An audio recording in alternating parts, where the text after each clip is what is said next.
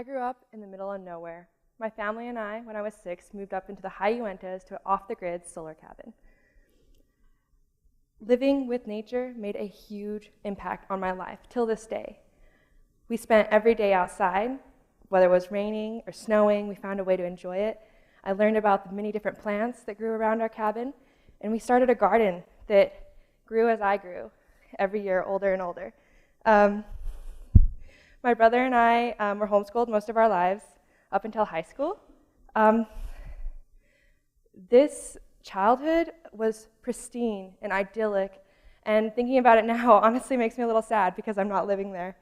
I finally went to public school in high school, and I experienced culture shock. I had no idea I was a hippie, and I had no idea. I'm like, you're a tree hugger, you're an environmentalist. I'm like, I am? I just love nature. Maybe call me a tree kisser. I prefer that. Finally, coming to Westminster was so refreshing. All these environmentalists, people that actually cared about the environment like I did. So I started taking classes like Intro to Environmental Studies and Political Science, and my world was shattered. I had a naive, I think, view of how the world was, because growing up in such a pristine environment, it's hard to imagine that there's other environmental degradations happening. And so having my eyes opened to anthropogenic climate change and rising sea levels and climate change in general is very depressing. I mean, we're bombarded as like environmental scientists with constant information and dire scenarios and future predictions. Like, what are you guys going to do about it? It's like, I don't know. I'm depressed about it right now. I don't even know how to move forward. And so, yeah, I went through all the stages of grief with the environment. I was angry at people, like, why are we doing this? Oh, nature gives us, we're from nature. And then I just kind of stuck in depression. I was like, I don't know what I can do. I'm one person. And I also know that my lifestyle is affecting the planet too. I began to see there was a trend in all this environmental degradation towards that was of industrial agriculture.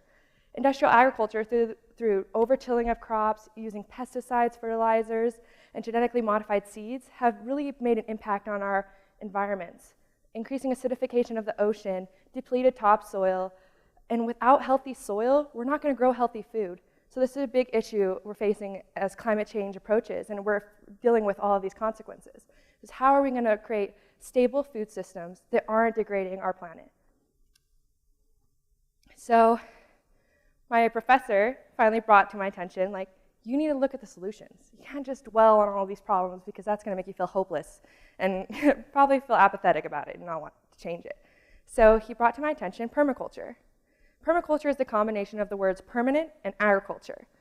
And it's a hope for our changing world. It's tools that we can use in any environment, anywhere around the world, to create an abundant ecosystem that produces food and medicine and gives back to the environment. Permaculture has 12 principles. And from these 12 principles, we can apply them to our lives and our gardens. It's a really cool set of principles. So there's 3 ethics: care for the earth, fair share, and care for the people. And then you have the 12 others, which are creatively use and respond to change, catch and store energy, observe and interact, obtain a yield, self-regulate and accept feedback, use and value renewables, produce no waste, design from pattern to detail, integrate, use small and slow solutions, use and value diversity, use edges, value the marginal, and creatively use and respond to change. So this is a permaculture example. It's a food forest. But when you first look at it, you're like, this just looks like, a garden with some trees. But reality is it's growing food. And I'm going to show you how all of those principles apply to this specific example. So here we go from designs. You're going to design it after nature. So in nature, you have canopy layers. The upper canopy, lower canopy. And then here we have fruit trees, smaller fruit trees like dwarfs, and then shrubs. And then below we have our vegetables and all of our companion plants of flowers. So we're going to have diversity in our gardens because from diversity we have resilience. When we're growing monocrop fields of one type of corn, they're very easily attacked by a certain pest and wiped out. But when you have diversity within your garden, it's much easier to be resilient to change. And this is the value of the edge and the marginal. So in the transition, plants thrive the most. So as you see, like right after the trees end, then you have like a huge amount of abundance. And this is another example. Here we have capture and store energy, so we're just using whatever nature has. So that's the sun. And here we're attaining a yield. That's the most important part. We're trying to grow food for ourselves. But we're also growing food with, like here we have strawberries and lettuce and chives, and then you have some sort of mint. All of these companion plants benefit each other. Every single plant in a permaculture garden has multiple aspects in which it can help the garden. And then this is slow and simple solutions. By just planting perennials within your annuals, you're stabilizing your soil. And then we're integrating rather than separating. A lot of the time we see that, oh, I'm gonna have an orchard over here, I'm gonna have my herb garden here, and then my vegetable garden's here. But really, you should combine them because that's where all the magic happens. It's the way nature's supposed to be, with those great, intricate relationships. And permaculture, my favorite thing about it was bringing my awareness to soil. It's not dirt, as most people think of it. There's living microbes and bacteria and fungi. All of these are so important. But when we till our soil, we're breaking up the beneficial mycorrhizal fungi beneath the surface. And this is the most amazing thing, and we shouldn't be doing this. So here you have a pine sapling, and it's kind of the base of its roots are only a couple of inches down. But all of those filaments that are breaking off of it and expanding, that's the hyphae of the mushroom. And so they have a symbiotic relationship where the plant gives the mushroom sugar, and in return, the mushroom gives it vital nutrients like phosphorus. And phosphorus is a limiting nutrient. So plants with this relationship, with this type of fungi, produce more, have higher rates of photosynthesis, and just greater abundance. But when we're tilling the soil, we're breaking up all of these filaments, and they have to start again and grow again. So in permaculture, we have a no-till method where we layer the soil on top of like whatever. You can grow on concrete. Layer multiple levels of soil, and instead of in the year tilling it underneath, you just chop the stalk of the plant and place it on the top because we're creating a composting top layer to fix nutrients like phosphorus or like carbon.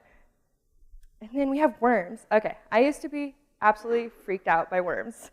And then I'm like, well, I'm a gardener, so I'm going to have to get over that. So I put some gloves on, and I dealt with them because they're amazing. And without their help tilling the soil and fertilizing, there probably wouldn't be life on Earth. So we need to realize this intricate relationships in the systems that we're growing food. For many years, we've had a myopic view of our food system, where we've only thought of, oh, this is the product, and we're not thinking of the process. But we're in a complex world, so everything that we're doing is affecting something else. So at the end of the semester, after being super depressed and then finding, oh, wow, there's something I can do, permaculture, kind of set me free of the apathy that had set upon me. And I decided to create a project proposal for my final in political science. It was a 15-page proposal for an implementation of a permaculture herb spiral here on campus. I got funding for it, and last fall we finally started. 35 students came out to the organic garden and learned about the importance of soil health. So this is what we did. We layered all of these different compounds and materials, like green materials like compost and green materials like leftover vegetation from the garden. And we do this so that after a while it breaks down and mixes from all the worms, and eventually it creates a humus. Humus is the ideal soil that we're trying to achieve. It can hold 90% of its weight in water, so this is a great implementation for anywhere that needs to save water. These are the plants that we planted. All of them are planted with their companion plants, so companion plants are just giving each other beneficial nutrients or support or pest resistance, and all of these are medicinal. So I'm hoping that at the end of this fall, we'll create a pamphlet of all these common college ailments, and a student can go down there and flip through the pages and like, I have a cough, and you look through it and you're like, okay, so I'm gonna get this root and this leaf, and I'm gonna brew it. I'm gonna feel better. And so this is us creating the garden. We created so we're doing it in a spiral. because in nature, you see spirals everywhere. It's a Fibonacci sequence. It's the path of least resistance. And plants grow great on that marginal. So we have tons of area of change and not a lot of pathways, and we can reach everything. So instead of a box, you have to like, I don't know, it has to be a certain size and you can't reach the middle of it. Here you can reach the whole thing. And it's a perfect system. It's us adding cocoa mulch and compost. And this is last fall, before and after. And then we let it sit for 6 months as the worms get to find their new home, microbial life gets to explore all the new nutrients, and it's just priming it for our plants. And then this spring, we started seeds in the greenhouse. And honestly, it's like one of the most amazing things is to plant something and see it grow.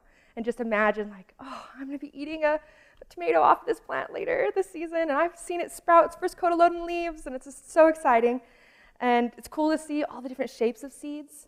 And humans' relationship with seeds has been throughout our entire history. That's one of the problems I have with genetically modified seeds, is that, you know, as we've evolved, we've been able to gather seeds or buy a sack of corn and perhaps have that same seed through many generations, because you could collect the seed in the fall. But with Terminator seeds, you can't. You have to buy new seeds every year. So it's really disrupted our relationship with our food and just knowing, like, I don't know, what type of seed we're growing. This was last week, so I have tons of varieties of plants. We're going to be planting them out in the spiral in a couple weeks, once the weather's nice. Then last week, I direct seeded all of the herbs that could be when it's this cool out. And we installed a drip irrigation system, because this is the most sustainable way to water your garden. It just slowly drips in and saturates. And this type of soil stays wet for almost a week. It's pretty amazing. I hardly have to water it. And this fall, we'll be collecting all the herbs and having 5 to 6 naturopathic doctors come and teach us about tinctures, extracts, and essential oils. And so we'll be creating those and just showing that we can grow health in our backyards. All of the world's problems can be solved in a garden. And I love this. And it's true. We need to rediscover our relationship with our food. And right now we don't really have that relationship because we're not growing it. And it's the purest connection we can have with nature when you grow something. And I believe that we can all do this really easily. It's not hard. We're trying to fix a super complex problem of climate change, but it's pretty simple to do it in your backyard. Everyone can do it. And it's the best way for you to feel as though you're doing something, being proactive about their problem by growing your own food. Thank you.